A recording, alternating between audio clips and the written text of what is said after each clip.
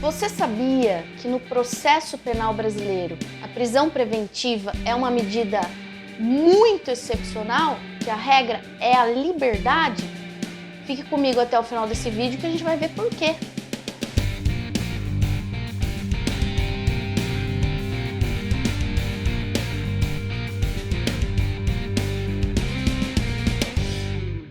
Olá pessoal, bem-vindos ao canal Compartilha Direito. Eu sou a professora Bruna e hoje a gente vai discutir um dos temas mais importantes do processo penal e talvez um dos mais polêmicos também, que é prisão e liberdade.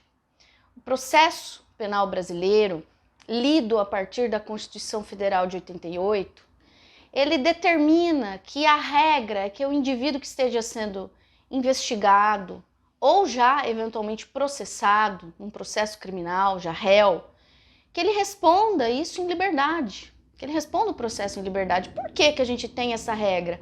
Em razão do princípio da presunção da inocência. Nós já falamos sobre esse princípio aqui em vídeo anterior, onde tratamos da execução antecipada da pena.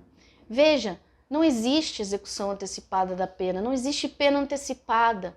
Então a prisão, ela é uma medida excepcional. A prisão processual, a prisão antes do trânsito em julgado.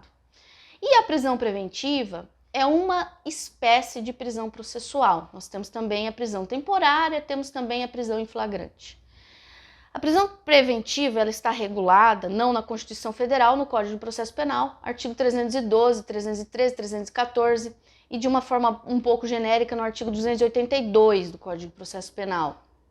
Todos esses artigos eu vou deixar passando aqui em algum lugar desse vídeo para vocês. Esse artigo 282, ele está regulamentando as medidas cautelares do processo penal. Dentre as medidas cautelares do processo penal, que são muitas, nós temos a prisão preventiva, que é somente uma delas, né? Então nós temos lá prisão preventiva, nós temos fiança, nós temos monitoramento eletrônico, proibição de sair da comarca, nós temos repouso noturno, recolhimento domiciliar noturno e entre outras, não é? Então nós temos muitas medidas cautelares. Como toda medida cautelar, ela é decretada, ela é determinada pelo juiz para atender uma certa finalidade. E as finalidades genéricas, gerais das medidas cautelares no processo penal, elas dizem respeito a uma necessidade de garantir a aplicação da lei penal, de evitar a reiteração delitiva, de evitar que o indivíduo cause prejuízos à instrução processual ou às investigações preliminares. Não é diferente com a prisão preventiva. A prisão preventiva tem requisitos legais muito específicos que visam justamente delimitar ou consagrar o direito da presunção da inocência, evitando que essa prisão seja utilizada como uma forma de antecipação da pena. Essa é a regra, tanto na Constituição quanto no Código de Processo Penal. E quais são esses requisitos? Vou falar de uma maneira muito abreviada. Fumus comissi delicti, periculum libertatis e as condições de admissibilidade. Fumus comissi delicti nada mais é do que materialidade do delito e indícios de autoria. Ora, para prender alguém é necessário que se tenha certeza da existência de um crime, em primeiro lugar, e que aquele que se pretende prender seja o provável autor do fato. Então, o juiz tem que indicar isso na sua decisão de decretação da prisão preventiva. Problema dele, ele que se vire, ele que indique ali por que é aquele o provável autor do delito. O segundo requisito legal ou fundamento da prisão preventiva é o chamado periculum libertatis, porque também não basta ter lá materialidade, indícios de autoria. É necessário que o estado de liberdade do agente seja perigoso para alguma coisa. Qual coisa? Para as investigações preliminares, para a instrução processual, para a chamada ordem pública, para a chamada ordem econômica ou para a aplicação da lei penal. Por exemplo, o indivíduo que está indiciado ou já é réu num processo, ele está ameaçando testemunhas, ele está ameaçando a vítima, ele está destruindo provas. Por meio de uma interceptação telefônica, por exemplo, se verifica que ele está prestes a fugir do país. Então se decreta a prisão para evitar que ele continue fazendo essas coisas ou que ele, por exemplo, fuja e aí ele evite a aplicação da lei penal no futuro. Então veja, é para isso que se decreta a prisão preventiva. É uma medida excepcional. Isso sempre foi assim. Mas o que aconteceu em 2019 com o advento da lei anticrime? Lembra dela?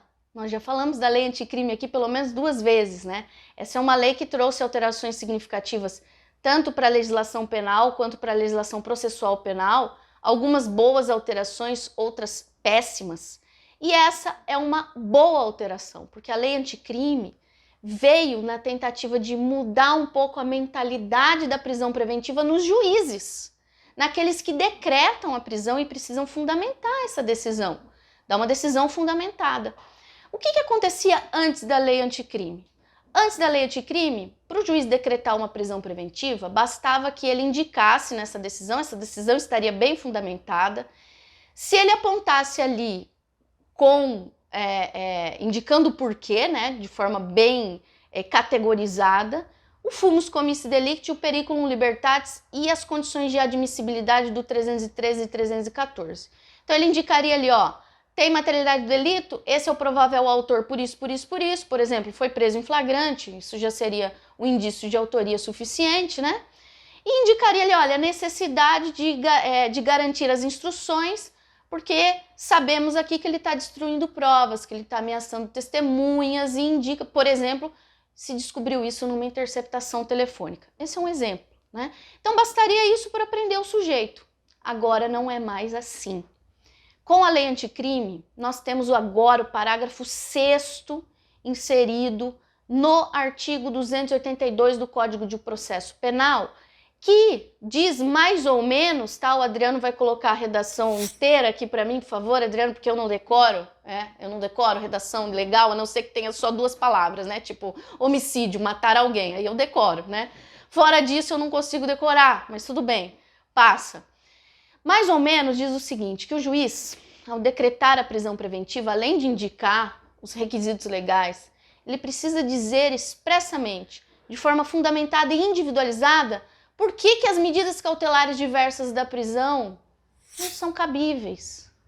Porque, veja, essa história de ter necessidade de evitar, por exemplo, que ele destrua provas, que ele ameace testemunhas, eu posso perfeitamente utilizar uma das medidas cautelares restritivas que eu tenho no artigo 319 do Código de Processo Penal. Nós temos um rol até significativo ali de medidas alternativas à prisão, distintas da prisão.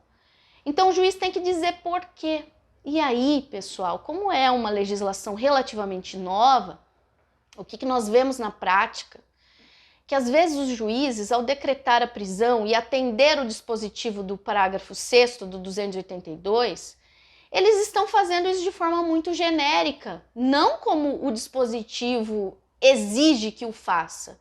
Eles dizem genericamente, bom, estão atendidos aqui os requisitos, os pressupostos da prisão preventiva, o fundamento, e não cabe nenhuma medida do artigo 319. Não cabe a substituição. Ora, não cabe por quê? E outra, não basta fazer uma referência genérica, não cabimento do artigo 319, tem que dizer qual medida não cabe, por quê? Sabe por que isso acontece? Porque, via de regra, antes de se determinar, de se decretar a prisão preventiva, é necessário que a parte contrária se manifeste. É preciso ter o contraditório antes da decretação da prisão preventiva. E, geralmente, o advogado sugere ao juiz que o réu ou o investigado fique em liberdade e que, no máximo, se decrete contra ele uma medida cautelar diversa da prisão. Ele já fundamenta esse pedido, ele já faz esse pedido para o juiz. E o juiz tem que se manifestar. Então, geralmente, o advogado já indica qual seria a medida cautelar alternativa e o juiz tem que dizer por que não. Mas não basta dizer não cabe. Não cabe por quê? Não existe esse por que não. O artigo 282, parágrafo 6º, é muito claro. Tem que ser feito de forma fundamentada e individualizada. Então, atenção, advogados também, não é? Quando o juiz tiver, uma decisão de decretação de não revogação da prisão preventiva ou de decretação da prisão preventiva, atentos a isso. Ele tem que dizer de forma individualizada por que aquela medida não cabe, tem que dizer por quê.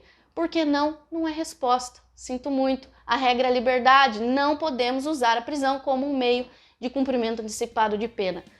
Certo, pessoal? Gostou desse conteúdo?